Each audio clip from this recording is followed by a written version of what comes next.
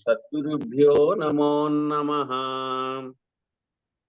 ఆత్మానాత్మాతీతమనిశం కేవలాత్మోపదేశికం వేముల రామయార్య యోగీంద్రం సద్గురుభ్యో నమో నమః.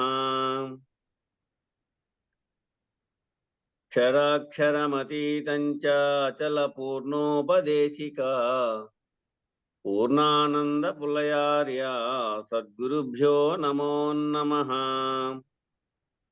అస్మద్గురు సమారంభం కృష్ణ సాందీప మధ్యమాం ఓంకార పీఠ పర్యాంతం వందే గురు పరంపరం. గురు పరంపరముకు జై. జై శ్రీ పూర్ణానంద పులయారులకు జై. జై శ్రీ ఇందుగల గురు భక్త మండలికి జై. గుకారమే చీకటి దానిని తొలగించురు కారము, అజ్ఞానమే రోగము దాని ఔషధము వెలుతురేగా. చాలా పట్టు. జనన మరణమే చీకటి దీనికి ఔషధమే గురువాక్యము, భవబాధలే రోగము భవరోగ వైద్యుడు గురువే గదా. జనన మరణము బాపెడి సద్గురు నిజ దైవమే పార్వతీ. సత్వాది గుణములన్నీ పూర్తిగా మీరినది గుకారము, రూపరహితంబైనదే పార్వతీ రుకారమునకర్థము. గుణరూపరహితమైతే అది పరంధామమే ఇందువదన. గుకారమే ప్రకృతి గుణములను వర్ధిల్లజేయుదేవి, మాయా గుణములలేమిని తెలుపునది రుకారమే పార్వతీ. పరమ పావనమైనది సురులకు పొంద సౌఖ్యముగానిది, గరుడ గంధర్వులైన కిన్నెర కింపురుషులు సైతము పొందలేనిది గనుకనే గురుపదము త్రైలోక్య పూజితంబు. గురునికితరంబైనది ఎప్పుడు ఎక్కడా లేదు, సర్వము గురువుమయమే నిరతము గురువునే కొలువవలెను. బ్రహ్మ విద్యాభిలాష కలిగిన శిష్యుడు గురువు కోసం ఆసనంబును శయనము వస్త్రము వాహనంబు భూషణాలు అవసరంబుల మేరకు ఇచ్చట సాంప్రదాయంబుదేవి. గురు సన్నిధిన మనుజులు పార్వతీ సిగ్గు బిడియములేకను అహంకారములేకను భక్తితో సాష్టాంగ దండమిడుతూ కైంకర్య భావంబుతో 4 సేవలు చేయవలెను. తను మనాధనంబులును తన బంధు జనముపై మోహంబును తనదు సర్వస్వంబును సద్గురుని కర్పణము చేయవలెను. త్రిమూర్త్యాత్మక రూపము సద్గురు సకల జగతికి నాథుడు, గురువులకు గురువు గనుక సద్గురుని సర్వులు పూజింతురు. సర్వోపనిషత్తుల సారము గురుపాద భిక్షదేవి, కనుకనే ఓ పార్వతీ సద్గురుని సర్వులు పూజింతురు. గురుస్మరణ మాత్రంబున జనులకు సర్వజ్ఞానము స్వయముగా స్ఫురించును కనుకనే సద్గురుని సర్వులు పూజింతురు. బోలో శ్రీ సద్గురు మహారాజుకి జై. జై శ్రీ వెంకటాంబ సమేత శ్రీ పూర్ణానంద పులయారులకు జై. జై శ్రీ ఇందుగల గురు భక్త మండలికి జై. జై గురు. జై.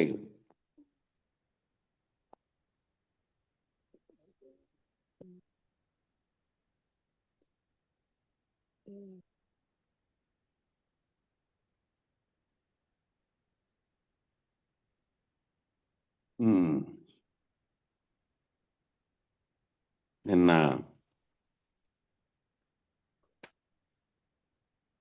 ఏదైతే మనకు ఏర్పడేటువంటి ఈ బయట ఏర్పడేటువంటి అత్యంత ముఖ్యమైనటువంటి బలహీనత ఏంటంటే ఏదో ఒకటి మాట్లాడుతూ ఉండాలనేది ఒక బలహీనతగా ఉండి ఆ బలహీనతతో నిరంతరం వేస్ట్గాను ఈ అనేకమైనటువంటి మాటలు మాట్లాడడం, ఆ మాటలతో ఎంత వ్యతిరేకత వస్తుంది అనే విషయం అంతా నోటితో కలిగేటువంటివన్నీ అని వివరించాను నిన్న. ఈ రకంగా బలహీనతలన్నీ ఇంద్రియాల స్థాయిలో బలహీనతలే కానీ, గోలకాల స్థాయిలో బలహీనతలుగా కానీ, అలవాటుగా కానీ, స్వభావ వాసనా బలంగా, సంస్కార బలంగా, గుణబలంగా సూక్ష్మ శరీరంలో బలహీనతలుగా ఏర్పడిపోతున్నాయి. ఇంద్రియాల వల్ల ఏర్పడేటువంటి బలహీనతలు మళ్ళీ దానికి పోయి అంటి అక్కడ వాసనా బలము సంస్కార బలంగా మారి అది అలవాటుగా మారిపోతుంది. అట్లా ఎట్లా పడితే అట్లా మాట్లాడడం అనేది ఆ నోటి ద్వారా ఇతరత్ర అవయవాల ద్వారా కూడా తాను బాహ్యంగా ప్రవర్తించేటప్పుడు చాలా జాగ్రత్తగా ఉండాలనే అంశం నిన్న చెప్పారు. కాబట్టి నీ సూక్ష్మ శరీరం ఏదైతే ఉందో దాంట్లో ఈ మాలిన్యం అంతా చేరిపోతుంది. అవయవాల ద్వారా చేసేటువంటి నీ ప్రవర్తన వల్ల మాలిన్యం అంతా లోపలికి పోయి చేరుకుంటుంది మనసులోను అనే విషయం చెప్పారు. చైతన్యం మీద ఆచ్ఛాదితమైనటువంటి ఈ ముద్రలన్నీ కూడాను ప్రతి జ్ఞాపకము, ప్రతి స్మృతి, బలము, చైతన్యము మీద ఒక ముద్రగా పడుతుంది. చైతన్యం మీద ఆచ్ఛాదితమైనటువంటి ఈ ముద్రలన్నీ కూడా ప్రతి జ్ఞాపకము, ప్రతి స్మృతి కూడా, బలము కూడా చైతన్యం మీద ఒక ముద్రగా పడిపోతుంది. ఆ చైతన్యం మీద అది ఏ విధంగా ఉండాలంటే దీనికి అతీతంగా ఉన్నటువంటి స్థితిలో ఎప్పుడు ఉంటే కనుక అనాచ్ఛాదితం అది. దాని మీద అంటే ఏ ఆచ్ఛాదితము లేకుండా పైన కప్పబడినట్లుగా ఉండకుండా దాని మీదకి కూడా పోయి ఇది ఓపెన్గా ఈ ఏర్పడినటువంటి ఏదైతే ఉందో ఆ జ్ఞాపకాలు, స్మృతులు, ఆ బలము, చైతన్యం ముద్రగా ఏర్పడిపోతుంది.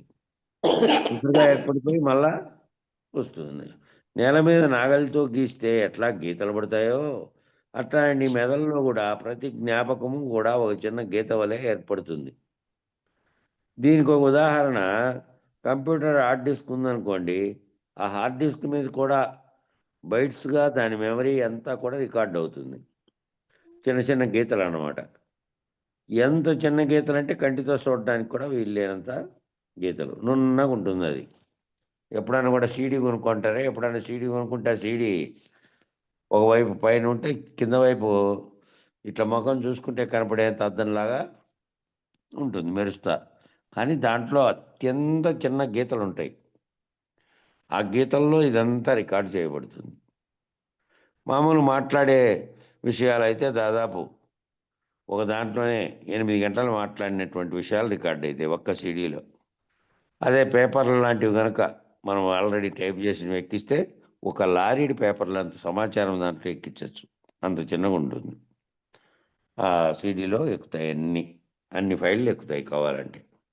8 GB ఉండేది తీసుకుంటే అన్ని పడతాయి అన్నమాట దాంట్లో. అట్లా చిన్న చిన్న గీతలు ఏర్పడతాయి. అట్లే ఈ మెదడులో కూడా మీరు జరిగేటువంటి, మీతో వ్యవహరించేటువంటి, మీరు మాట్లాడుతున్నటువంటి, మీరు చేస్తున్నటువంటివన్నీ కూడా జ్ఞాపకాలుగాను పోయి దాంట్లో రికార్డ్ అవుతూ ఉంటాయి. కాబట్టి అనవసరమైనవన్నీ కూడా మాట్లాడనూకూడదు, వాటిలోకి మనసును పెట్టకూడదు.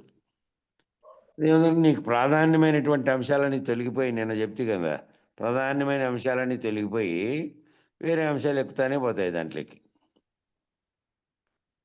అట్లా ప్రధానమైన అంశాలు తొలగిపోకూడదంటే అనవసరమైన అన్ని విషయాలన్నీ జోలికి ఇది పోకూడదు.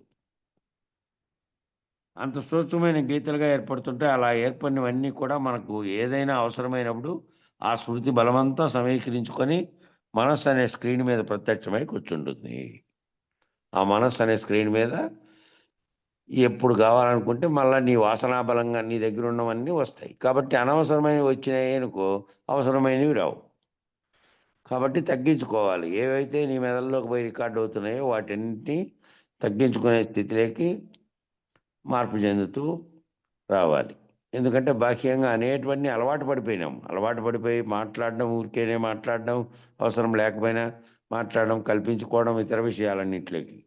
వాటిని ఎవరైతే ఈ సాధకుడుగా ఉన్నారో వాళ్ళకి అత్యంత ముఖ్యమైన సూచన అది. దీంట్లో చెప్పినటువంటిది. కాబట్టి మనసులో తక్కువగా ఉంటే అంశాలు టక్కున ఇట్లా అనంగానే తలుచుకుంటానే వెంటనే తన మనసు అనే స్క్రీన్ మీద అది ప్రత్యక్షం కావాలా. ఏదైనా ఇది గురువాక్యమైనా, గ్రంథంలో విషయమైనా ఏదైనా కూడా. ఏదైనా ఒక విషయం మనకి ఆసక్తమైతే చాలు. ఆ విషయ సంబంధ స్మృతులన్నీ కూడా ఒకేసారి మన బ్రెయిన్ అనే కంప్యూటర్‌లో నిక్షిప్తమైనటువంటి సమీకరించబడి అవి వెంటనే మనోపలకం మీదకొచ్చేస్తాయి. ఆ మనోపలకం నుంచి ఇంద్రియాలకి, ఇంద్రియాల నుంచి గోలకాలకి, గోలకాల నుంచి బయట వచ్చేసి బాహ్య విషయ సంగత్వ దోషం ఏర్పడిపోతుంది. అట్లా లోపలుండే వాటిలో అట్లా ఉంటాయి. నిశ్చితమై మన ఆలోచనలు, మన ఆసక్తులన్నీ. మనకు సంబంధించినటువంటి విషయ సంబంధ స్మృతులన్నీ కూడా దాంట్లోనే ఉంటాయి. అవి వెంటనే మనోపలకం మీదకొచ్చేస్తాయి. దాని గురించి ఆలోచన చేస్తానే. దాని నుంచి మళ్ళా ఇంద్రియాలకు అంతకుముందు అనుభవించినటువంటి కోరికో, లేకపోతే అంతకుముందు తిన్నటువంటి రుచో, అంతకుముందు కలిగినటువంటి ఏ ఆనందానికి సంబంధించిందైనా, బాధలకు సంబంధించిందైనా దాంట్లోకొచ్చేసి మళ్ళా ఇంద్రియాల నుంచి గోలకాలకి, గోలకాల నుంచి బయటకొచ్చేసి బాహ్య విషయ సంగత్వ దోషమంతా మళ్ళా వచ్చేస్తుంది. బాహ్య విషయంలోకొచ్చే కొద్దీ. కాబట్టి ఎవరైనా ఏదైనా సినిమాల గురించి చర్చ ప్రారంభించినారనుకోండి, అదొకటి చాలింక. ఎవరికి తోచిన సినిమాలు, ఎవరు చూసిన సినిమాలు, ఎవరు అద్భుతం అనుకున్నవన్నీ, వాటిలో విశేషాలన్నీ ఉన్నటువంటి సంగతులన్నీ, ఆ చర్చ అలా కొనసాగుతూనే ఉంటుంది. ఇంక దాన్ని ఆపరు. ఏమైనా దానివల్ల ప్రయోజనం ఉందా? అని చర్చ అంతా అయిపోయాక విశదీకరించి చూస్తే ఎవరి విషయ పరిజ్ఞానాన్ని బట్టి వారు మరొకరి వద్ద అభిమానయుతంగా, ఔత్సాహికంగా ఉద్ధరింపజేసుకుంటూ, ఎక్కువగా చేసుకుంటూ తానే పరిజ్ఞానశీలి అని నిరూపించుకునే ప్రయత్నం చేసేటువంటి పనులు ఈ వాక్ సంయమనం లేనప్పుడు జరుగుతుంది. ఈ వాక్ సంయమనం అనేది నిన్న వచ్చింది. వాక్ సంయమనం. సంయమనం పాటించాలి మాట్లాడేటప్పుడు.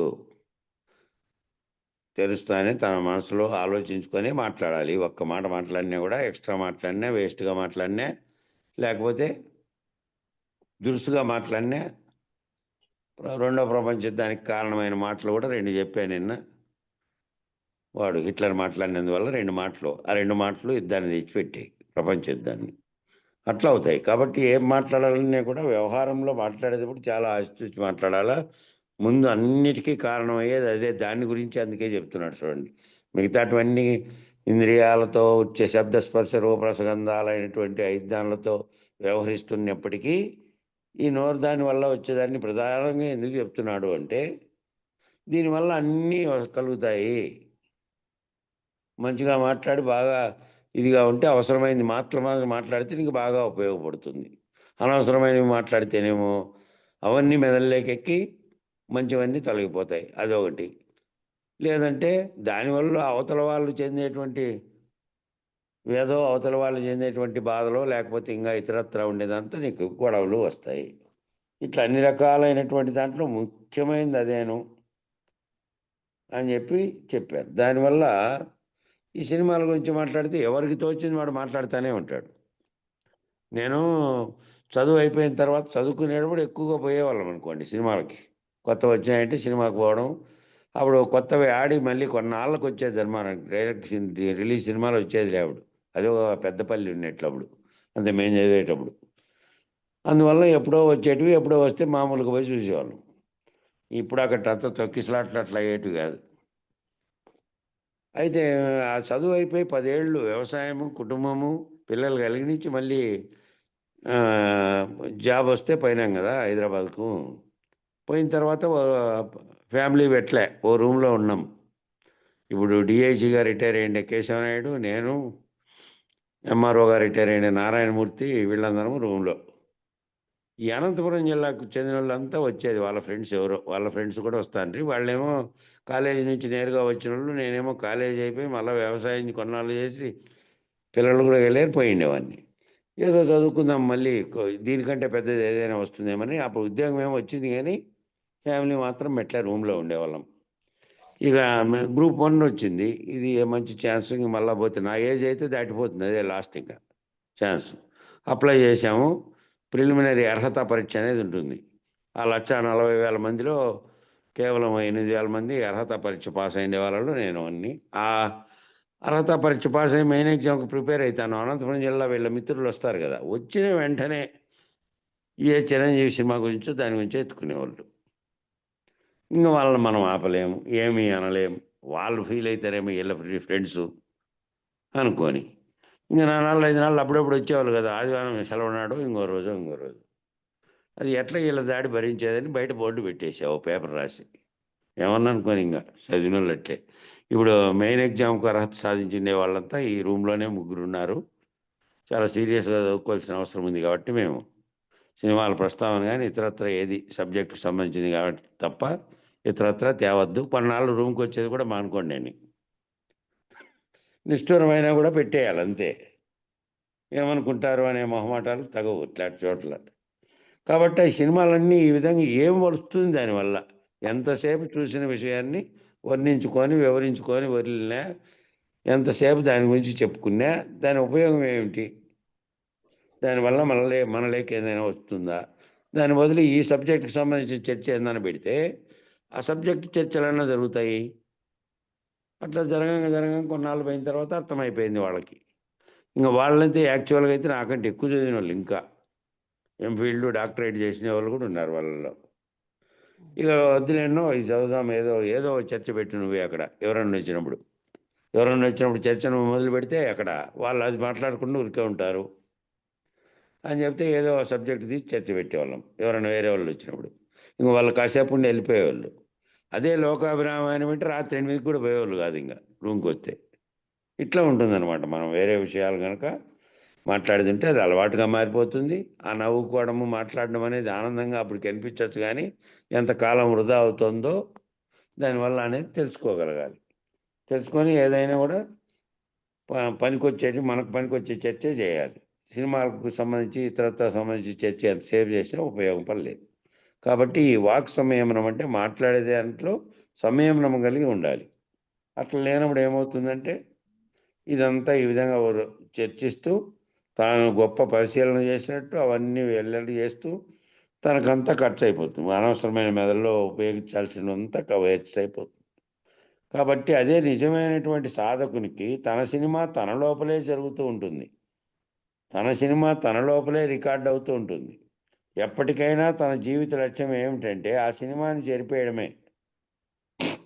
ఈ జీవితంలో నీలో జరిగే సినిమాని చెరిపేయడం కోసమే మనము ఈ చర్చ అంతా జరుగుతోంది, విచారణ చేస్తున్నాం. ఇక్కడ సాధకుడుగా ఉండే వేదాంతుడుగా ఉండేవాడు ఎట్లుండాలంటే తనలో జరిగే సినిమానంతటిని ఆపేయాలి.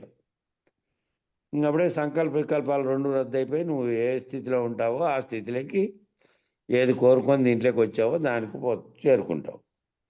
తన సినిమా తన లోపలే రికార్డ్ అవుతూ ఉంటే ఎప్పటికైనా తన జీవిత లక్ష్యం ఏమిటంటే ఆ సినిమాని చెరిపేయడమే, ఆ ముద్రలన్నీ చెరిపేయడమే, ఆ స్మృతి బలాన్నంతా చెరిపేయడమే, ఆ జ్ఞాపకాలన్నిటినీ చెరిపేయడమే. ఈ పనిలో ఉన్నవాడికి ఇంకా బయట సినిమాతో, బయటి వ్యాపకాలతో, బయటి విషయాలతో, బయటి సుఖదుఖాలతో ఏం పని? వేదాంతంలో చర్చ అంతా అది ఏదైనా కానీ తనలోకి తాను చూసుకొని, తన గురించి తాను తెలుసుకొని, తనకు కారణమైనటువంటి జన్మకు కారణమైనటువంటి విషయాన్ని తెలుసుకొని దాని నుంచి విడిపడాలి అని అంటే తనలోకి జగత్తులోకి విచారణ అంతా ఎందుకు? తెలుసుకునే కోసం మాత్రమే చేస్తున్నాడు. సాంఖ్య విచారణ కాటించి మొదలుపెట్టి మహావాక్య విచారణ దాకా ముగిసిన తర్వాత వరకు అంతా కూడా తనలో జగత్తులో బాహ్యంగా అంతరంగా జరుగుతున్నటువంటి సర్వ విషయాల్ని తెలుసుకునే కోసం విచారణ చేపట్టాడు. అంతా అయిపోయింది. అది అయిపోయిన తర్వాత ఆ తర్వాత ఏంటి? ఆ తర్వాత ఏదైతే నువ్వు జన్మకు రావడానికి, నీ జన్మకు రావడానికి కానీ, లేదంటే దీనికి కారణమైనటువంటి సృష్టి జరగడానికి కానీ కారణం ఏదైతే ఉందో, ఆ మహత్తత్వంలో నుంచి, ఆ మహత్తత్వం నుంచి వెనక్కి అవ్యక్తం నుంచి అవ్యక్తంలోకి, ఆ తర్వాత అంతకుముందు ఉన్నటువంటి వ్యక్తము అవ్యక్తము కానటువంటి స్థితిలో ఉన్నటువంటి పరిపూర్ణ పరబ్రహ్మాన్ని తెలుసుకోవడం కోసమే విచారణ అంతా జరుగుతుంది. ఆ స్థితికి రావాలంటే ముందు నీకు ఏమి పోవాలి? నీలో ఈ బాహ్యంగా ఉండేటివన్నీ పోవాలి. కాబట్టి నీ సినిమా అనేది ఏంటంటే, నీకు ఇదంతా ఏ విచారణ ఉందో అదే సినిమా. నీలో జరుగుతున్న దీన్ని రికార్డు చేసుకోకుండా బయట సినిమాల గురించి, బయట జరిగేటువంటి బాహ్య విషయాల గురించి అన్నీ చెరిపేయాలి. ఈ ఈ స్మృతి బలాన్నంతా చెరిపేయాలి. జ్ఞాపకాలన్నిటినీ చెరిపేయాలి. ఈ పని అంతటి ప్రతిదాన్ని పెట్టుకుంటూ పోతే ఇవి పోనంత కాలము ఎంత విచారణ జరిగినప్పటికీ ఆ కాసేపు విచారణ జరిగి మళ్ళా పోతానే మళ్ళా బాహ్య విషయాలన్నీ వస్తాయి. కాబట్టి అవసరం లేనివన్నీ తొలగించుకుంటూ, నీకు అవసరమైనవి మాత్రమే ఉంచుకుంటూ, నీ వ్యవహార జీవితంలో అవి చేస్తున్నప్పటికీ ఏవైనా కూడా ఇవన్నిటినీ మాటి మాటికి రాకుండా, మాటి మాటికి స్మృతిలోకి వచ్చి మళ్ళీ నేను డిస్టర్బ్ చేయకుండా ఉండేటువంటి స్థితిలో ఉండాలి. ఇట్లా బయట సుఖదుఖాలతోనూ, బయట దాంతో ఏం పని? తానుగా ఉండడానికి ఏదైతే ఉందో, తానుగా ఉండడానికి ఏదైతే ఉందో అది పెద్ద యోగ సూత్రం. పెద్ద యోగ సూత్రం ఏంటంటే, తన యొక్క నిజమైన స్వరూప జ్ఞానాన్ని తెలిసి తానుగా దేహాది ఇంద్రియాలతో బాహ్య ప్రపంచంతో తాదాత్మ్యం చెందకుండా తన స్వరూప జ్ఞానం తెలుసుకొని ఉండేటువంటి, తన స్వస్థితిలో ఉన్నటువంటి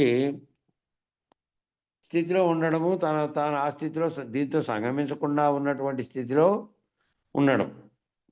ఉండేటువంటి దాంతో ఉండేవానికి ఏం పని అంటే, అతిపెద్ద పని ఏంది అంటే, తాను అంటే తన నిజ నేను, వ్యావహారికమైనటువంటి నామరూపాత్మకమైన నేనుగా కాకుండా నిజ నేనుగా ఉండేటువంటి తానుగా ఉండడానికి ఎవరైతే సిద్ధపడినటువంటి సాధకుడు ఉంటాడో, అటువంటి శిష్యుడు ఉంటాడో, వాడికి అతిపెద్ద పని ఏమిటి అంటే ఈ యోగమే. ఏమి యోగం అంటే, తనలో తాను ఉన్నటువంటి స్థితిని తెలుసుకునేటువంటి యోగం. ఏమి యోగము? జ్ఞాపకాలని చెరిపేయడమే పని ఏదైతే ఉందో అది పెద్ద యోగ సూత్రం ఇదే.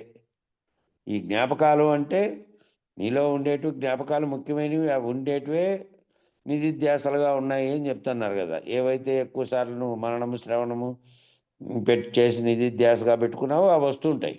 వాటిల్లో ఈ పనికిరానటువంటి బాహ్య విషయాలతో కూడినటువంటి, ఇంద్రియాల అనుభవంతో కూడినటువంటి విషయాలు ఏవైతే ఉన్నాయో వాటిని తొలగించుకునేటువంటి పని, వాటిని చెరిపేసే పనే పెద్ద యోగ సూత్రం. మనిషి నిరంతరాయంగా చేయవలసిన పని ఏంటంటే అదే.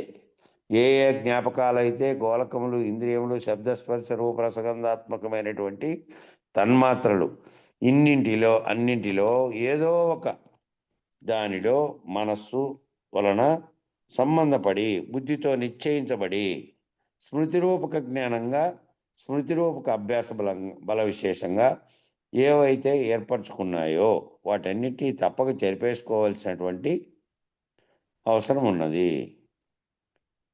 ఏవైతే ఈ గోళకాలు, ఇంద్రియాలు అనేటువంటి శబ్దస్పర్శ రూప రసగంధాత్మకమైనటువంటి తన్మాత్రలు అన్నిటితో ఏదో దాంతో మనసు వలన ఏర్పడుతుంది సంబంధం.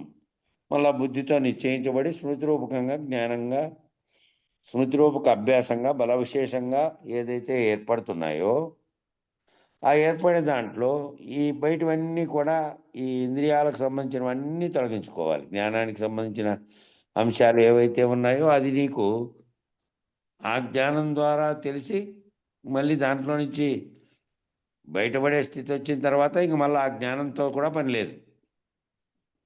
ఆ జ్ఞానం కూడా దేనికంటే నీ స్వరూప జ్ఞానం తెలుసుకొని అంతకుముందు ఉన్నటువంటి సృష్టికి పూర్వం ఉన్నటువంటి స్థితిని తెలుసుకొని ఈ దీంట్లో నుంచి ఒక్కొక్క మెట్టు విడిపోవడానికే కానీ మళ్ళీ జ్ఞానాన్ని అట్లే పెట్టుకున్నట్టు కాదు. ఆ జ్ఞానం ఒకటి తెలుసుకునే కోసమే ఈ అజ్ఞానం అంతా తొలగించుకుంటూ పోయినాం. ఆఖరుగా పోయిన తర్వాత ఏ జ్ఞానం ద్వారా తెలియబడుతుందో ఆ జ్ఞానం కూడా పోయింది. ఇంకా లేనటువంటిది. ఎందుకు లేనటువంటిది? ఆ జ్ఞానం కూడా లేనటువంటిది అంటే ఇదంతా లేనప్పుడు ఏందుంది? పరిపూర్ణ స్థితిలాగా భావించాలి అంటే ఈ సృష్టి జరగకముందు, ఏది వ్యక్తం కాకముందు, ఈ మహదంకారంతో సహా ఇవన్నీ ఏమీ లేనప్పుడు ఏ విధమైనటువంటి బయలు స్వరూపం అనడానికి లేదు. బయలుగా ఏదైతే ఉందో ఎప్పటికీ స్వతసిద్ధంగా ఏ రకమైనటువంటి పరిణామ వికారములు లేకుండా స్వయంభూగా ఏదైతే అదంతకదే ఉందో, ఇవన్నీ మధ్యలో కలిగాయో, ఏ సంకల్పం వల్ల అయితే ఎరుక అనేది కలిగిందో దానివల్ల ఇవన్నీ కలిగాయి. ఇవన్నీ పోయిన తర్వాత అది మాత్రమే ఉండే స్థితి ఉందంటే అది మాత్రమే ఉన్నప్పుడు దానికి జ్ఞానాజ్ఞానములు రెండూ లేవు కదా. కాబట్టి పరిపూర్ణ బోధ భావం వ్యక్తమైనటువంటి భావాన్ని ఆకలింపు చేసుకున్న వారికి కూడా గాఢ నిద్రావస్థలో ఏ విధంగా లేనటువంటి రెండో స్థితులు లేనటువంటి వాడు ఉన్నాడో ఆ రకమైనటువంటి స్థితి వ్యవహారికంగా జాగ్రత్తలో ఉన్నప్పుడు తాను పరిపూర్ణుడుగా ఆ విధంగా ఉండాలి. ఉన్నటువంటి స్థితి ఏదుంది అంతా శూన్యంగా కనపడుతున్నటువంటి ఏమి అంటే తెలుసు, తనకు అన్నీ తెలిసినప్పటికీ బాహ్య విషయకమైనటువంటివన్నీ కూడా తొలగించుకొని ఆ జ్ఞానాన్ని కూడా జ్ఞానము అజ్ఞానము రెండూ తొలగినటువంటి స్థితిలో ఉన్నటువంటిది అది. ఆ విధమైనటువంటి స్థితి కోసమే ఇవన్నీ చెరిపేసుకోవాలి అని చెప్తున్నాడు. ఇవన్నీ ఇంద్రియాల కాటి నుంచి ఏర్పడినవన్నీ జరిపేసుకుంటా వస్తే ఆఖరికి దాన్ని కూడా జరిపేయాల్సి వస్తుంది. కాబట్టి కారణం ఏమిటంటే శరీర త్యాగ సమయంలో చైతన్యమునందు కలిసిపోవలసినటువంటి సమీమించవలసినటువంటి అవసరం ఉన్నది. ఎవరైతే అట్లా సమీమించగలిగినటువంటి సమర్థతను శరీరంలో ఉండగానే సంపాదిస్తారో వాళ్ళే జీవనముక్తులు, వారే ఆత్మనిష్ఠులు. శరీరంలో చెప్తున్నారు చూడండి, ఇవన్నీ ఏర్పడుకుంటూ అట్లే పోతే ఇంకా చేర్చుకుంటూ పోతే నీ మెదడులో చెరిపేయకుండా ప్రాణప్రయాణ కాలంలో ఎక్కడో దీని గురించి ఆలోచించకుండా ఆ నక్లీస్ ఎక్కడ పోయాను, ఆ చిన్నమ్మాయి పెళ్లి చేసి చూసి చనిపోయింటే బాగుండాను, లేకపోతే ఇంకా ఏంటివో తాను ఇవన్నీ చేస్తున్నామ్మా నేను ఫలాను చేయలేకపోతే వీళ్ళు చేయలేకపోయి అనేటివో ప్రాపంచికమైనటువంటివన్నీ చింతిస్తూ ఉంటే ఆకర్షణలో ఎప్పుడు పోతుందో తెలియదు కదా. ఎప్పుడు పోతుందో తెలియదు కాబట్టి నిక్షిప్తమైండే వాటిని తొలగించుకోకుండా ఇంకా ఎక్కించుకునేటివి చేయకూడదు. ఎందుకు అంటే శరీర త్యాగ సమయంలో చైతన్యమునందు కలిసిపోయి సమీపించవలసినటువంటి అవసరం ఉంది. లేదంటే మళ్ళా బాహ్యంగా ఉండేటువంటి దాంట్లోకి సమీపిస్తుంది. ఇది దాన్నే గుర్తు చేస్తుంది. నీకు చెప్పినది ఏ సంకల్పం లేని నిస్సంకల్ప స్థితిలో ఉన్నటువంటి స్థితిలోకి పోవాలి. దాని వాక్యాన్ని, ఆ గురువాక్యాలు ముఖ్యమైనవి ఏవైతే ఉన్నాయో అవి తప్ప ఇతరత్రా ఉండేటివి గుర్తు రాకున్నటువంటి స్థితి రావాలి. ఆ లాస్ట్లో శరీరం ఆ విధంగా అయ్యేటువంటి స్థితి వచ్చినప్పుడు ఇక దేంతో నీకేం పని, ఏమన్నా చేయగలవా, ఏమన్నా చేసే పని లేకపోతే నువ్వు చేసినందువల్ల జరిగే మార్పులు ఏమీ ఉండదు. ప్రకృతిలో సహజంగా జరగాల్సినవన్నీ జరుగుతూ ఉంటాయి. కాబట్టి అతిత్ అయిన బెంగళూరు నుంచి ఇంకా కాదు పోనని ఎన్నికెత్తకపోయమన్నారు. ఎన్నికెత్తకొచ్చినారు. బెంగళూరు ఇంకా కాదు అని ఎన్నికి ఆక్సిజన్ పెట్టుకొని తీసుకొచ్చినారు. అట్లా ఈడ బండేసిన తర్వాత అప్పయ్య సాయినగర్ లో ఉండేది రిజిస్టర్ చేసుకున్నావా అని అడుగుతాడు పిలిచి. మేమంతా చుట్టుకున్నాము, అంతా అడుగుతున్నాము, ఐ చుట్టూ ఇప్పుడప్పుడు ప్రాణం పోతుంది అని దట్టగా ఉన్నారు. పలకరించి చెప్తే మాట్లాడుతా అన్నాడు, గుర్తిస్తా అన్నాడు కూడా మనసులో. అప్పుడు సాయినగర్ లో ఉండేది రిజిస్టర్ చేసుకున్నావా అని అడుగుతాడు. సందర్భంగా పోయి దాటుకుండే సమయాలు ఇంకా ఆనాడే దాటుకున్నాడు. అదే అదే ఇప్పుడు అసలు నాయన ఒక ఉదాహరణ చెప్పేవాడు. నాయన ఒకటి చెప్తుంటే అది భలే ఉండేది. ఎందుకంటే అది నిజంగా అది ఎంత నవ్వు తెప్పించే జోకోను అయినప్పటికీ కూడా అది ఆ, స్వా నిజంగా జరిగిండేదంట పామదుర్తిలో. వాళ్ళ పిల్లప్పుడు నాయన చెప్పేవాడు అనమాట. పామదుర్తిలో ఒక పూర్వకాలం ఇప్పుడు గొప్ప గొప్ప ధనవంతులై పక్కకి ఎక్కడెక్కడో వెళ్ళిపోయారులే, వేరే చోట్లకండి, వేరే నగరాలకి, రాష్ట్రాలకి. వాళ్ళల్లో ఈ వెంకటస్వామి వాళ్ళ కుటుంబం వాళ్ళ పూర్తి ఆ? పామిడి శెట్టి ఒక ఆయన పామిడి శెట్టి గురించి ఉండేవాడంట. చెప్తానండి. అవు ఆ, చెప్తా అండి. ఒక ఆయనకు బాగా ఉన్నాయంటే మళ్ళీ కొడుకులంతా ఏరియా పోయినారంట. ఊర్లోనే ఒకరేమో వ్యవసాయం ఇతరత్ర పనులు, ఒకడేమో వ్యాపారం అవి చేసుకొని బాగున్నారు. ఈ తల్లిదండ్రిని మాత్రం పక్కన పెట్టారు. ఇంకా మామూలుగా అంతా కుటుంబాలు ఏర్పడి నుంచి చేస్తాండే పని అదే కదా. అట్లా ఆ కాలంలోనే పెట్టినారట. ఆ ముసలాయన పడుకోరుండంటే ఇంకా ఆఖరి స్టేజ్లో ఉన్నాడంట. ఈ అన్నదమ్ములు కలిసినారు దోవలో. ఏమోరా ఇంక ఈ పొద్దు రేపు అంటున్నారు, మనం పోకపోతే ఏమనుకుంటారు ఊర్లో వాళ్ళు వీళ్ళును, ఆవిడ దగ్గర ఉందాము అని చెప్పి పోయినారు. పోయిన తర్వాత అది పాతకాలం మిద్దెలన్నీ ఎట్లుంటాయి, మొత్తం ఏం కిటికీలు ఉండవు, రాతి మిద్దెలన్నీ. పైన గవాష్ అనేది ఒకటి మాత్రమే ఉంటుంది. అట్లా చీకటిగా ఉండే ఇంట్లో ఏం చేశారంటే ఇంకా కొన ఊపిరితో సైగలు చేసే స్థితిలో ఉన్నాడు. తెలివిగానే ఉన్నాడు కానీ మాటలు రావట్లే పాపం మాట్లాడేకి. అందుకని ఏం చేశారంటే ఆ స్తంభం ఉంటుంది కదా, దిమ్మెలు ఉంటాయి, దానికి ఒక దీపం కట్టి పెట్టినారంట. ఆ దీపాలు అంటే ఆ కాలంలో ఈ మట్టితో చేసినట్టు ఇంత ఎడల్పు ఉండేటివి, చిన్న సైజు మూగటి ఉన్నట్లు. మూగటి అనేది బాణ మీద మూసిపెట్టేది ఉంటుంది, అట్లాంటివి. అట్లా పెట్టినారంట. పెట్టింటే ఈ కొడుకులు ఇద్దరు పోయినారనమాట. కొడుకులు ఇద్దరు పోయితే ఇంకా అటు నుంచి ఆ దీపం వెలిగించి పెట్టారు. ఇంకా వెళ్తురు ఉన్నాయి తాలు అని చెప్పి ఆ, పెద్ద దీపం వెలిగించారు.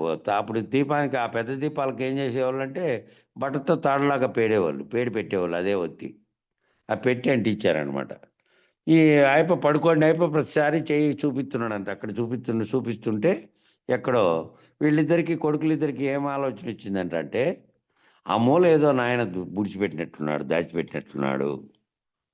అందుకే ప్రతిసారి అక్కడ చూపిస్తున్నాడు. నాయన మనకు తెలియకుండా ఇంకా ఏమైనా సంపాదించింటే అప్పుడు ఈయన పూర్వకాలం దొంగల భయం కాబట్టి ఏమైనా పెట్టాడు దాంట్లో.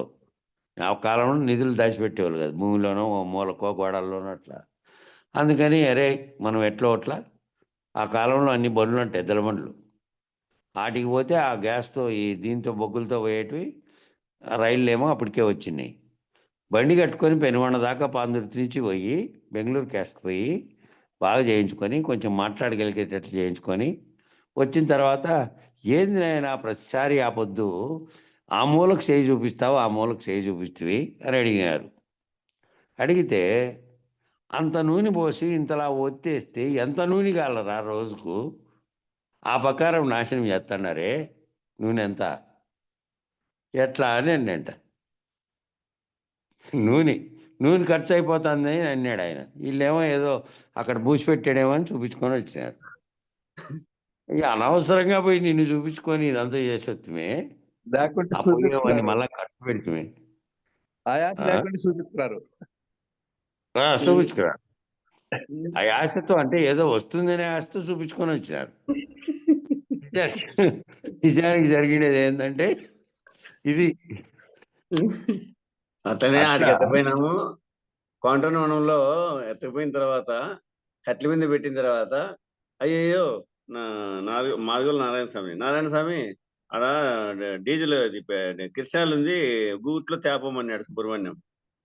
వాడు యాదవ్ ఒకటని గబక్కన ఒక క్యాన్ ఎత్తుకొని వస్తే అది పెట్రోల్ అటుకు వచ్చిన తర్వాత, నీకు బుద్ధి ఉందా, ఓ పెట్రోల్ అది పెట్రోల్ ఎంత ఖరీదు, ఇంటికాడ పెట్టి రాబో, అది తీసుకొని రాబోమని చెప్పి మళ్ళా పంపించేదానికి ప్రయత్నం చేస్తా అంటే ఉన్నీలే ఏదో ఒకటి అంటుకుంటుంది పోయి ఇదంతా అదే దానికంటే అంత ఎక్కువ కాకుండా తక్కువే పోయి అని చెప్పి పోయమన్నారా. అట్లా సరే దగ్గు అని మంటల మీదకి మగాళ్ళ మీదకి వచ్చేసింది.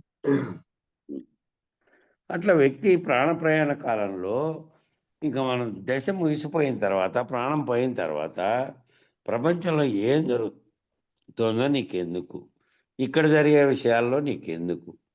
వీళ్ళు సమర్థవంతులైతే నీ సంతానం వాళ్ళు బతుకోగలుగుతారు, ఏదో విధంగా బతుకోగలిగినా బతుకోకపోయినా నువ్వు ఎక్కడో పోయి అక్కడ నీ యొక్క కర్మలను బట్టి, నీకు ఏర్పడిన సంచిత కర్మలను బట్టి ఎక్కడ నువ్వు ఏదిగా జన్మించావో తెలదు. అప్పుడు నీకు ఈ బంధమే లేదు, అక్కడ ఏదో కొత్త బంధం ఏర్పడింది, మళ్ళా వచ్చామని విచారించుకొని పోతావా? వీడు ఏం చేశాడు, పోగొట్టాడా, ఉంచాడా, ఇంకా సంపాదించాడా, ఇవన్నీ ఎలా? కాబట్టి ఏం చేస్తారు, ఆ లాస్ట్ స్టేజ్లో పోయి అదేమాయ ఇదేమాయ ఇవన్నీ మైండ్లోకి ఎక్కి అసలైంది పోయి, అసలైంది ఏం తెలుసుకోవాలో, ఏ విధంగా ఉండాలో భావము అది పోతుంది. ఇక్కడ పక్కన పడతాడు. ఎట్లా అంటే అదే బ్రాంచ్ లో ఉన్నప్పుడు ఈ ఇంట్లోనే కుక్కో పిల్లో ఏదో ఒకటి దాన్ని కాసి పెట్టుకుండేకే పుడతారు. ఈ ఇంట్లోనే మంచిది అప్పుడే ఉన్నాడు, అది చెప్పింది కదా అప్పుడు ఇంతకుముందు ఒకటి అదే చెప్పింది, జరుగుతుంది. సాధువు చెప్పాడు కదా, ఇప్పుడు పాని మళ్ళా చూస్తా ఇవన్నీ నేను లాస్ట్లో వాడు ధనం చెట్టు కింద పెట్టింటే పామయ్యాడు పనుకొని నేర్చుడు కదా. ఇప్పుడే ఉన్నాడు చెప్తే కదా, వాళ్ళ కొడుకులే అయ్యో పాము పడుకుంది అని పామును చంపేసినారు వాళ్ళ నాయన తెలుసు కదా. దానికోసము ఆ బ్రాంచ్ తో ఆడే పడతారు ఏదో ఒక జీవిగా. అట్లా ఈ విధంగా కొత్త సంస్కారాలు, కొత్త వాసనలన్నీ మనలో తయారు కాకూడదంటే ఈ పాతవన్నీ చెరిపేసి శరీరంతోనూ శబ్దస్పర్శ రూపరసగంధాలతో బాహ్యంగా ఏర్పడేటువంటివి ఎవరైతే అవన్నీ చెరిపేసుకోగలిగినటువంటి స్థితి తెచ్చుకుంటారో అప్పుడు ఏమవుతుంది, నీ నిజమైనటువంటి నీ చైతన్యంలోనే కలిసిపోయి ఈ బాహ్యమైనటువంటి విషయాల జోలికి పోకుండా ఉండేటువంటి సమర్థతను కలిగి ఉంటుంది లాస్ట్లో శరీరం ఉపసంహరించే సమయంలో. అట్లా అటువంటి సమర్థత శరీరంలో ఉండగానే ఎవరైతే సంపాదిస్తారో ఈ జాగ్రత్త అవస్థలో నువ్వు ఉన్నట్లుగానే ఈ బాహ్యమైనటువంటివి, ఈ అనవసరమైనటువంటి విడనాడి నీ మనసులో వ్యవహారం ఏం జరుగుతాన్నప్పటికీ నీ మనసులో నిరంతరము ఇంకా దీనికి సంబంధించింది కాకుండా ఏదైతే ఇది లేనిది, ఏ విధంగా లేనిదో గురువాక్యం ఏ విధంగా చెప్పి నిన్ను రహితం చేశారో దాన్నే ఆలోచన, దాన్ని మాత్రమే పెట్టుకొని ఆ ఆఖరి సమయంలో నువ్వు అట్లా చెందకుండా చైతన్యం ఉపసంహరింపబడేటువంటి స్థితిలో మళ్ళీ చైతన్యం పోయి మళ్ళీ ఈ జన్మకర్మల భ్రాంతికి కారణమైనటువంటి దాంట్లో తిరుగుతూ మళ్ళీ పోయి ఉపాధిని ఎత్తుక్కునే స్థితి కలగకుండా నువ్వు చైతన్యాన్ని ఉపసంహరించుకునేటువంటి స్థితికి రావాలి. ఎప్పుడు ఇంకా శరీరంలో ఉన్నట్టే, అప్పుడు వారే జీవన్ముక్తులు, వారే ఆత్మనిష్ఠులు. ఆత్మనిష్ట అంటే జీవ చైతన్యమును ఆత్మ చైతన్యమునందే సమయింపజేయగలిగినటువంటి సమర్థత కలిగి ఉండుట. ఆత్మనిష్ట అంటే జీవ చైతన్యంను, జీవునికి ఉండే చైతన్యాన్ని, ఆత్మ చైతన్యం ఏదైతే ఉందో ఆ ఆత్మ కలిగిన చైతన్యమే సమిష్టిలో పరమాత్మ చైతన్యము, వ్యష్టిలో ఆత్మ చైతన్యం వల్ల మిగిలినవన్నీ పనిచేస్తున్నాయి. దాంట్లోకి సమీపింపజేయగలగడం, అంటే పూర్తి శుద్ధ చైతన్య స్థితిలోకి నువ్వు ఈ బాహ్యంగా ఉన్నటువంటి విషయాలతోనూ ఇంద్రియాలతోనూ వచ్చినటువంటి ఈ చైతన్యాన్ని అంతటినీ విడనాడి ఆ చైతన్య స్థితిలో ఉండడం. అట్లా ఆత్మ చైతన్యాన్ని సమీపింపజేయగల సమర్థత కలిగి ఉంటే మిగిలిన వాణి యొక్క ప్రభావం చైతన్యం మీద పడకుండా, చైతన్యం మీద లేకుండా, ముద్రితం కాకుండా ప్రారబ్ధ కర్మ విశేషం అనుభవించబడి ఈ జన్మలో చేసినటువంటి ప్రారబ్ధంగా చేసినటువంటివి చేసావు కొన్ని, ఆ చేసినవి తెలిసిపోయినాయి. ఎప్పుడైతే కర్మకు కారణమైనటువంటిది తెలిసి నువ్వు అకర్తగా మారావో, గురువాక్యం వల్ల నువ్వు కర్తృత్వ రహితంగా తయారయ్యి జీవించి ఉన్నప్పుడే తయారయ్యావో ఈ ప్రారంభం అన్నీ కొట్టకపోతాయి. ఇంకా అప్పుడు ఆగామి కర్మగా మారకుండా, మళ్ళా కొత్తగా కర్మగా మారకుండా, కొత్త సంస్కారాలు కొత్త వాసనలు తయారవకుండా, అవి తయారైనారంటే మళ్ళా కొత్త స్మృతి బలం ఏర్పడి మళ్ళా జన్మకు తీసుకెళ్తుంది. కాబట్టి అనేక జన్మార్జిత విశేషములన్నీ కూడా కర్మబంధ రూపంలో ఉన్నదాన్ని అధిగమించి అనేక జన్మార్జితాలుగా వచ్చినటువంటి ఆ కర్మబంధ రూపంలో వచ్చినవన్నీ ఉన్నాయి నీకు.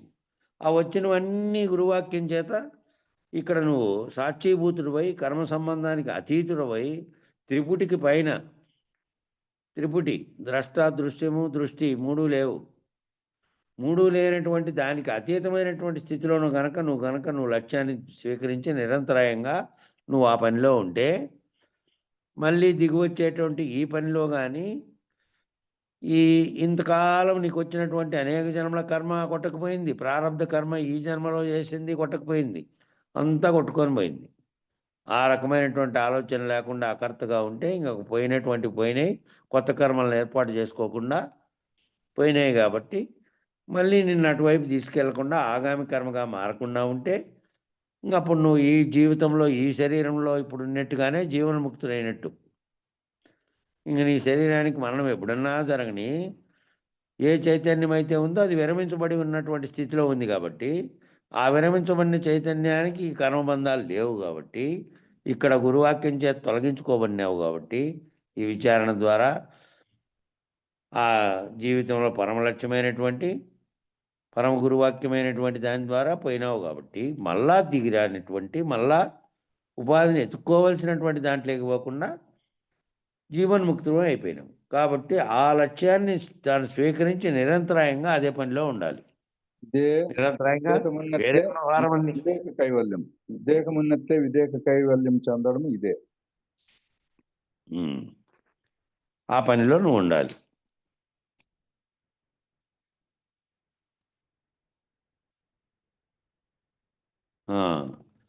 ఏమండి పొద్దున్న నుంచి రాత్రి వరకు మీరు ఖాళీగానే ఉన్నారు కదండి అని అంటారే అనుకోండి. ఖాళీగా ఉన్నారు కదా అంటే మనిషి శరీరం ఖాళీగా ఉంటే మళ్ళీ ఎదుటి వాళ్ళకి వచ్చేది ఆలోచన వెంటనే అదే, ఏమండి మీరు పొద్దున్న నుంచి ఖాళీగా ఉన్నారు కదండి అని అంటారే అనుకోండి. నేను చాలా బిజీగా ఉంటానండి. ఏం చేస్తుంటారండి అంటే మీరేమీ కరచరణాద్య అవయవములతో మీరేమీ కదిలించినట్టు కనబడలేదు. అంటే ఏమి కళ్ళతో కానీ చేతులతో దీని అవయవాలతో ఏమి పని చేయలేదు, ఊరికే కూర్చొని ఉన్నారు. మీరేమి కదిలించినట్టు కానీ ఏమి చేసినట్టు కానీ లేదు. ఏ రకమైనటువంటి భౌతికమైన పనులు చేయలేదు. ఇప్పుడు పొద్దున్న లేచినప్పటి నుంచి ఆడే కూర్చున్నారు మూలకో చోట కూర్చొని. ఏమి చేసినట్టు కనపడలేదు. ఏ రకమైనటువంటి భౌతికమైనటువంటి ఫలితాలు కూడా వచ్చినట్లు కనపడలేదే అని అంటే అంతకంటే పెద్ద పనిలో ఉన్నానండి అని అంటాడు వాడు. ఏ పని అంటే లోపల జరుగుతుండే పని ఉంది. బాహ్యేంద్రియాలు విరమించబడే ఒక చోట కూర్చున్నాడంటే ఆ లోపల అంతరికంగా జరుగుతుండేది ఉంది. ఇంకా చేసే పని ఏమీ లేదు. కాబట్టి ఆ వయసు పోయే కొద్దీ ఉండేటువంటి స్థితిలో ఈ శరీరపరంగా చేయాల్సినటువంటి వదిలినటువంటి స్థితి దశలో వస్తుంది. కాబట్టి అప్పుడు ఏం పనిలో ఉండాలి? నిరంతరం ఈ పనిలో ఉండాలి, అంతరికంగా ఉండాలి, బాహ్యంగా కాకుండా. ఏమిటంటే సూక్ష్మ శరీరాన్ని బాగు చేసే పనిలో ఉన్నాడు. శరీరం స్థూలంగా కదలట్లేదే, ఏ పని చేయలేదే, ఆ వస్తువులే ఇట్లుండి పుల్ల అట్లేయలేదే అంటారు మనల్లో సామెత.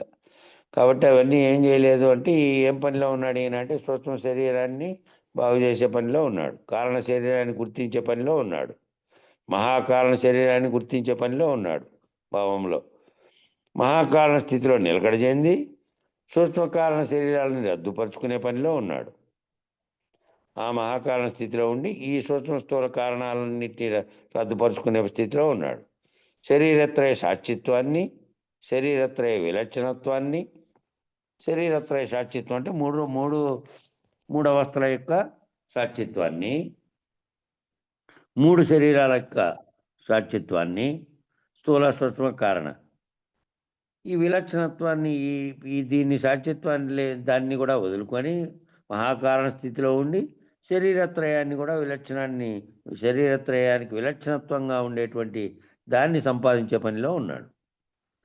పంచకోశ నిరసన చేసే పనిలో ఉన్నాడు. పంచకోశాల ద్వారా ఏర్పడుతున్నటువంటి వాటిని నిరసన చేసే పనిలో ఉన్నాడు. కాబట్టి ఇంతకంటే పెద్ద పని ఏముందయ్యా అంటే ఇంతకంటే పెద్ద పని ఏమీ లేదు. మనం ఏం చేయాలి? రోజువారీ జీవితంలో ఆయా గోళకాల ద్వారా బయటికి వ్యాపించకుండా ఇంద్రియాలను వెనక్కి తీసుకోవడం అనే సాధన, మనసును విరమింపజేయటం అనే సాధన చేయాలి. అంతరంగా ఉన్నటువంటి మనస్సు లోపలికి గోళకాలలోకి ఇంద్రియాలలోకి తన్మాత్రల్ని వెనక్కి విరమించి తన్మాత్రలు ఏం చేస్తుంటాయి? ఈ 5 రకాలైనటువంటి గుణరూపంలో ఉండే తన్మాత్రలే 3 గుణాలతో కూడా కలిసి ఇంద్రియాలను వ్యవహరించేటట్టు చేస్తూ ఉంటాయి. కాబట్టి వీటిని విరమించి వెనక్కి చేర్చాలి, అందులోకి చేర్చాలి. అట్లా చేర్చిన తర్వాత మనసును దాని స్వస్థానమైనటువంటి బుద్ధి యందు చేర్చాలి. ఎప్పుడైతే మనసు బహిర్ముఖంగా వెళ్లకుండా ఉంటుందో అప్పుడు దానికి సహజమైనటువంటి గతి, పరిణామశీలత, ప్రయాణము తప్పక అంతర్ముఖం లేక ప్రయాణిస్తుంది. బాహ్యంగా ప్రయాణించుకునేది విరమింపజేస్తే, వెనక్కి బుద్ధిలోకి ప్రయాణిస్తే, బాహ్యంగా ఉండే వాటి వల్ల చేరకుండా ఉండేటట్టుగా విరమింపజేస్తే, బుద్ధిలోకి ప్రయాణించి పరిణామశీలత ప్రయాణము అనేది చేస్తుంది. తప్పక అప్పుడు ఎక్కడ పోతుంది మనస్సు? బాహ్య విషయాలకు ఎప్పుడు పోలేదో అప్పుడు తప్పకుండా అంతర్ముఖంలోకి ప్రయాణం చేస్తుంది. ఇట్టి అంతర్ముఖ ప్రయాణం కలిగినటువంటి మానవుడే సరైనటువంటి మానవుడు. ఎవరైతే అంతర్ముఖంగా ప్రయాణించేది తెలుసుకుంటాడో, ఎవరైతే తనను గురించి విచారించుకుంటాడో, ఎవరైతే జగత్తును గురించి, తనను గురించి వేదాంత పద్ధతి ద్వారా, తత్వ విచారణ ద్వారా తెలుసుకుంటాడో వాడు అంతర్ముఖంగా ప్రయాణిస్తాడు. అంతర్ముఖంగా ప్రయాణించి మనస్సుతోనే తత్వాన్ని అంతటినీ గురువాక్యం ద్వారా తెలుసుకొని మళ్ళీ తనలో తాను విచారణ జరుపుకోవాలి. లోపలికి విచారణ. అది తప్ప మిగిలినవన్నీ రకరకాల పనులన్నీ ముక్కులు మూసుకోవడం, తలకాయ కింద పెట్టి కాళ్ళు పైకెత్తడం, దిగంబర దీక్ష చేపట్టడం, జుట్లు పెంచుకోవడం, ఇంకా ఏంటేంటో శరీరానికి అన్నీ నేను చెప్పిరే అట్లా సినిమానోత్సవం జరగడం, తలకాయలు బలగొట్టుకోవడం, ఈశ్వరుని ఎత్తకపోతామనడం, ఇవన్నీ తిక్కు చేష్టల కిందకే వస్తాయి.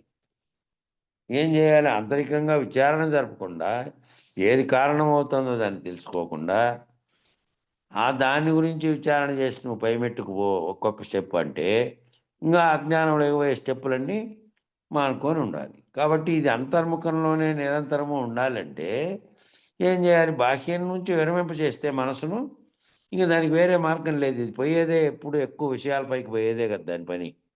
కాబట్టి ఈ మార్గంలోకి ఇట్లా ఇప్పుడు పెట్టామనుకో, ఇప్పుడు ఈ గంట సేపు దీని గురించి చేస్తున్నాం కాబట్టి ఆ గంట సేపు మిగతావన్నీ మర్చిపోయాం కదా, మిగతా విషయాల్లోకి పోలేదు. మామూలుగా ఉండంటే ఎన్ని టైంలకు పోయినా ఊరికే కూర్చుంటుమా?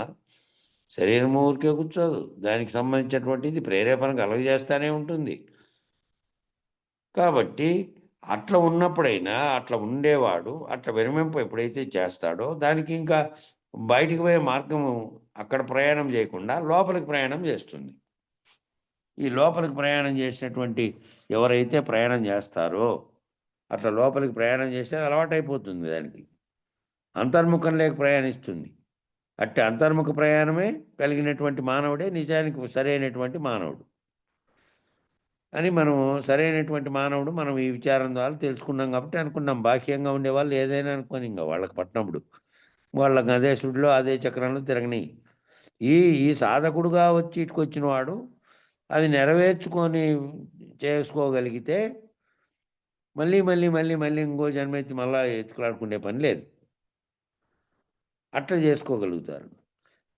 నిజమైనటువంటి మానవుడు, అటువంటి మానవుడు, నిజమానవుడు అనడానికి అర్హమైన వాడు ఎవడైనా ఉన్నాడా అంటే, ఎవరైతే సాధనా చతుష్టయ సంపత్తి కలిగి, ఎవరైతే యమనియమాది అష్టాంగ యోగ నిధిని ఎరిగి, ఎవరైతే విషయ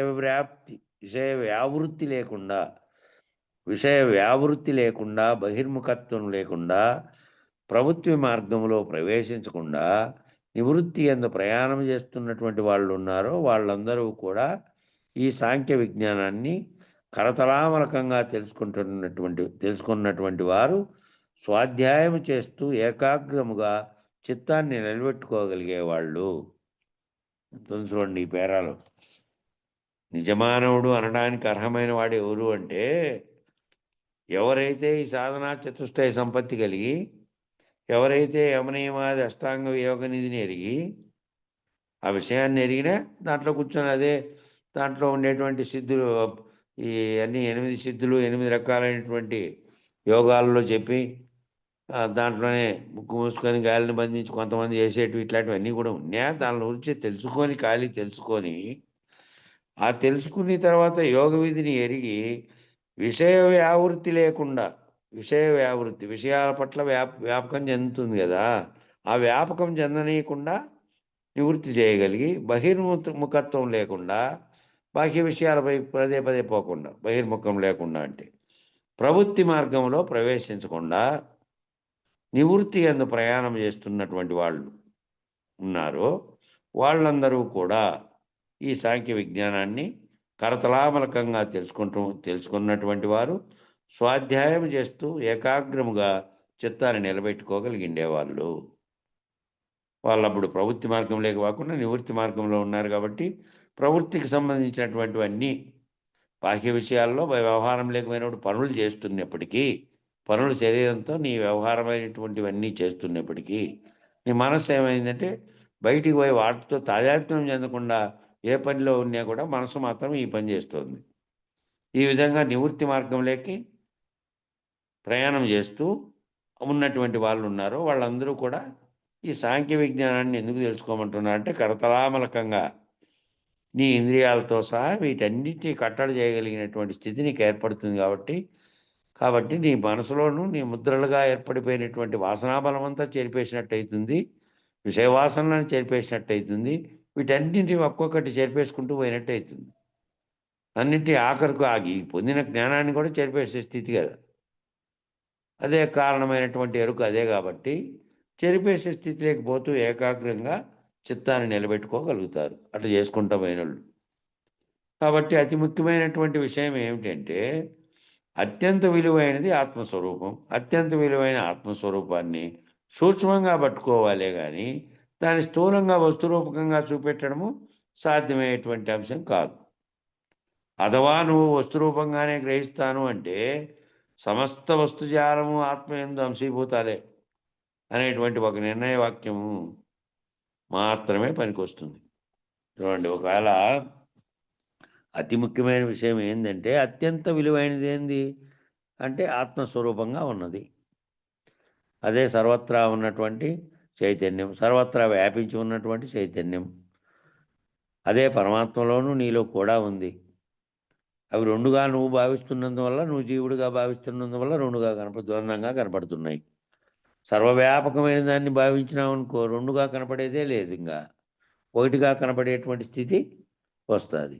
అది అత్యంత విలువైనటువంటిది ఆత్మస్వరూపం. అత్యంత విలువైన ఆత్మస్వరూపాన్ని సూక్ష్మంగా పట్టుకోవాలే కానీ, ఆ సూక్ష్మంగా దాని గురించి తెలుసుకోవాలే కానీ దాన్ని స్థూలంగా వస్తురూపంగా చూపెట్టడము, దాన్ని వస్తురూపకంగా స్థూలంగా చూపెట్టు అని అన్నారనుకో. స్థూలము అంటే కనపడేదే, స్థూలంగా అంటే కనపడాలి. అది స్థూలంగా కనిపెట్టు అంటే ఆ చూపెట్టడం సాధ్యమయ్యేటువంటి అంశం కాదు. ఎందుకంటే ఒకవేళ నువ్వు వస్తురూపకంగానే నేను గ్రహించగలుగుతాను అన్నామనుకో, సమస్త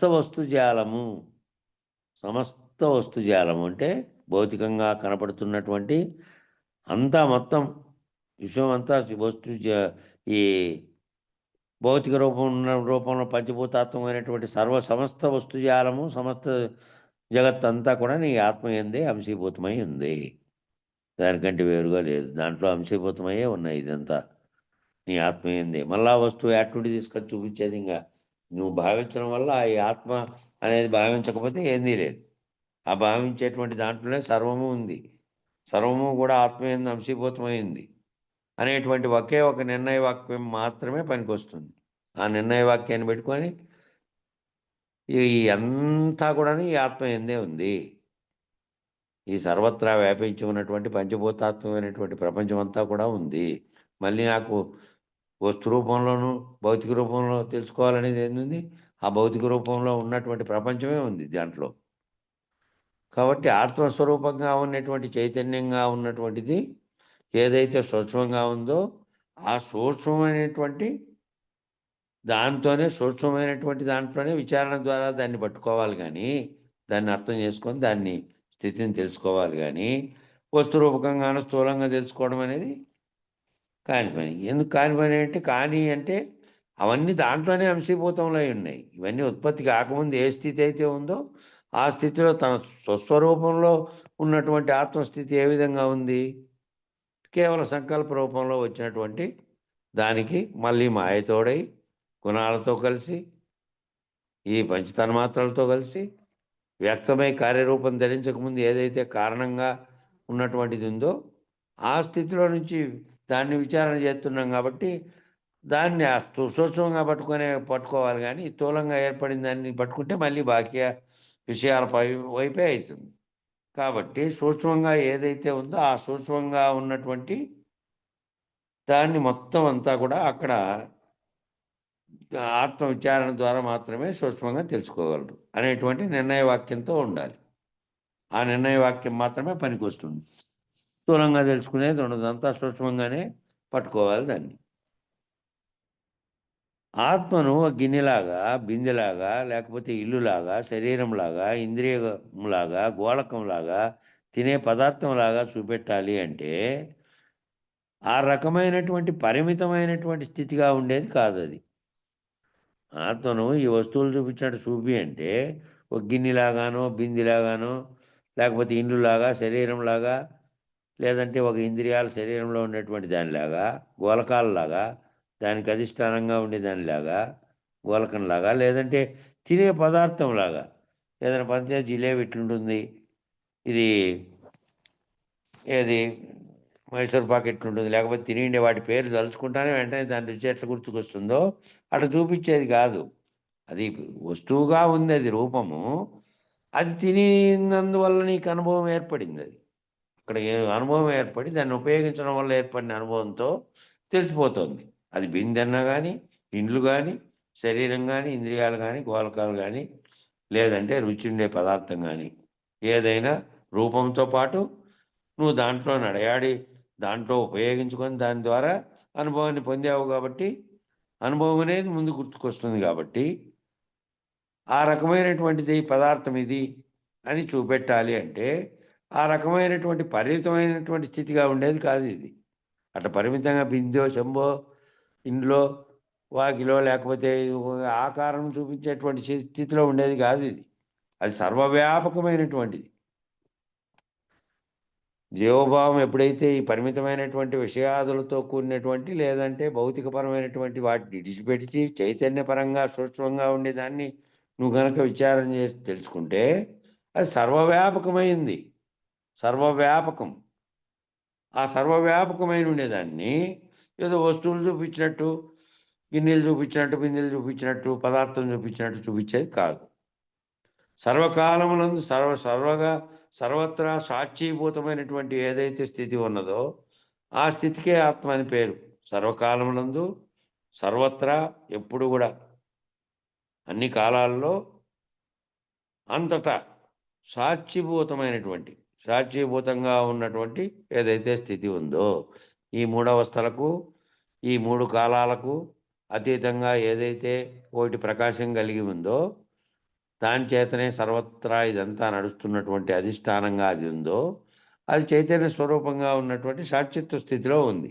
దీంతో సంగమించినటువంటి స్థితిలో కాకుండా సర్వమునకు తన ప్రకాశం చేత నడవడుతున్నప్పటికీ చైతన్య స్వరూపంగా ఉంది. ఆ స్థితి ఏదైతే ఉందో సాక్షీభూతమైనటువంటి స్థితి, అది ఆత్మ అనేటువంటి స్థితి. కాబట్టి ఆత్మ వస్తువు లేకుండా అసలు దేనికి ఉనికే లేదు. ఆత్మ అనేటువంటి వస్తువు దాని యొక్క ప్రకాశం లేకుండా దేనికి ఉనికి లేదు. ఏ దాన్ని నువ్వు ఉనికి లేదు, నువ్వు గుర్తించడం లేవు. విశ్వవ్యాప్తంగా ఉన్నటువంటి ఈ కనపడేటువంటి ప్రకృతి అంతా కూడాను పంచభూతాత్మకమైనటువంటి పరమాత్మ ప్రకాశం యొక్క భాగమే. దాంట్లో ఉన్నట్టే జీవునిలో కూడా ఆత్మ ప్రకాశంతోనే ప్రతి దాని ఉనికిని నువ్వు తెలుసుకోగలుగుతావు. లేకపోతే దాని ఉనికిని కూడా తెలుసుకోవడానికి లేదు. ఈ సృష్టి, విశ్వము మొత్తం మీద దేనికైనా సరే ఒకదానికి ఉండుట అనేటువంటి స్థితి అంటూ ఉన్నది అంటే అది దేని వలన ఉన్నది అంటే ఆత్మ వలనే ఉన్నది. ఈ సృష్టి అంతటికీ, ఈ సృష్టి విశ్వము మొత్తం మీద దేనికైనా సరే, ఏ ఒక్కదానికైనా సరే, లేదా అంతటా ఉన్నటువంటి సర్వమునకు ఏదైతే ఉండుట అనే లక్షణం కలిగి ఉందో, ఆ ఉన్నది అనేటువంటి ఉండుట లక్షణం అంతా కూడా అనేటువంటి స్థితి ఉన్నది అంటే దేని వలన ఉంది అది అంటే అది ఆత్మ అనే దాని వలనే ఉన్నది. దాని యొక్క ప్రకాశం ఎప్పుడైతే లేదో ఏం లేదు. ఆ ఉన్నదాని ఉనికే లేవు. ఉనికిని గుర్తించడం లేవు, దాని ఉనికి లేదు. ఏదానికి ఏ విధంగా కాబట్టి దేనికైనా ఉండుట అనేటువంటి స్థితిని అనుగ్రహింపగలిగేటటువంటి సమర్థవంతమైనది ఆత్మ. ఆ ఆత్మ ఏంటంటే దేన్నైనా, ఉనికినైనా, దేన్నైనా సరే గుర్తించగలిగేటువంటి దాన్ని ఇవ్వగలుగుతోంది. ఏది ఇవ్వగలుగుతోంది అంటే ఈ సమర్థమైనటువంటిది అది అది అనుగ్రహించి నీకు ప్రతి దాని యొక్క ఉనికిని తెలియజేస్తూ ఆ ఉనికిలో ఏవేవైతే ఉన్నాయో దానిని గుర్తించగలిగేటువంటి స్థితి నీకు ఉండేటువంటి చేస్తున్నటువంటిది ఏది అంటే అటువంటి సమర్థత కలిగినటువంటి ఆత్మ, సర్వవ్యాపకమైనటువంటి ఆత్మ. కాలం సరిపోయింది. మంగళం చెప్పండి.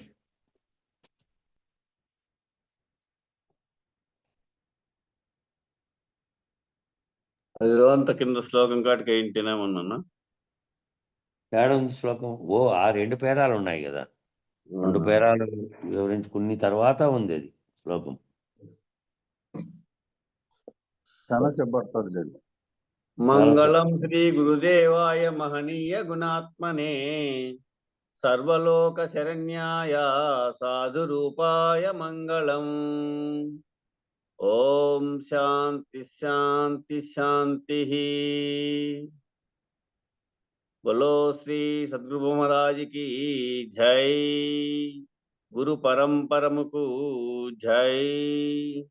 जय श्री वेंकटांब समेत श्री पूर्णानंद पुलयारुలకు जय. जय श्री इंदुगल गुरु भक्त मंडली की जय. जय गुरु. జై గురు నాన్న అందరికి. మంగళం చెప్పరు. మంగళం నేను చెప్పింది. పరంపరం చెప్తే మంగళం చెప్తుంది. మంగళం చెప్తున్నా. మంగళం శ్రీ గురుదేవాయ మహనీయ గుణాత్మనే. సరే.